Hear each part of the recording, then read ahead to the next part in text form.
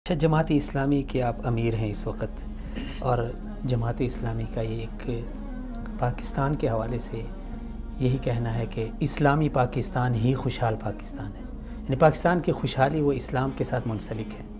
لیکن جب الیکشن آتے ہیں تو ہماری جو مذہبی اور سیاسی جماعتیں ہیں یہ آگے نہیں آتی۔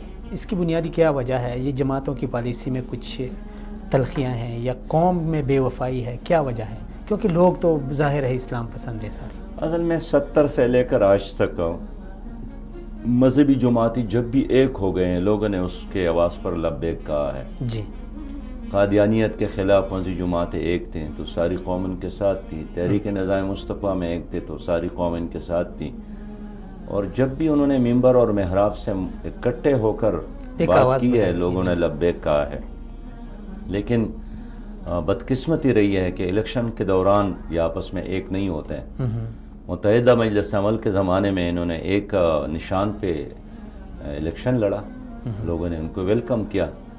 اس لیے میری یہ خواہش ہے، یہ کوشش ہے کہ جتنی بھی نظریہ پاکستان اور اسلام پر یقین رکھنے والی قوتیں ہیں، پرسنالٹیز ہیں، ان سب کو ہم اکٹھا کر لیں اور ہم سیکولر اور لادین سیاست کے مقابلے میں ایک متبادل مورچہ لوگوں کو مہیا کریں۔